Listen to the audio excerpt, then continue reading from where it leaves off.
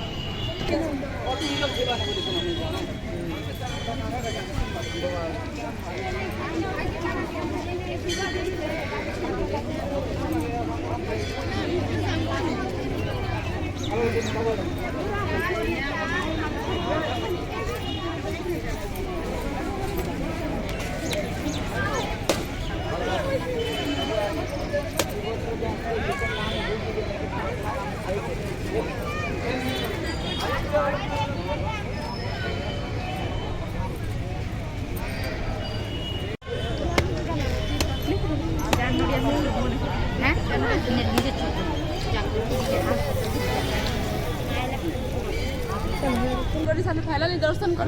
Bhagirathi park बुली जी मुइटा और इटा देखि पारुथिबो हम एटा बंगला रे छु बुली देखो अरे बहुत खुशी लागै चाची तो फजरे तमला केनता केनता लागु छै जी बहुत खुशी लागै छै बुली एला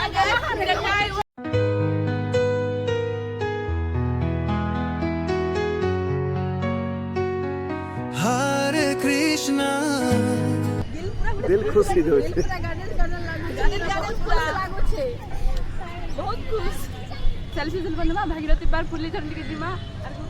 घर के जिमु खूब भल लाग छै के नहीं बिसर काण काण जे कमेंट में कहबो आपके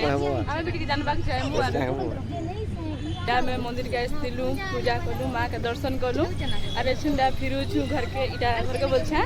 हमें भागीरथी पार्क जाउ छु तापर पुली झंडी के बुला बुली कर मा जिमा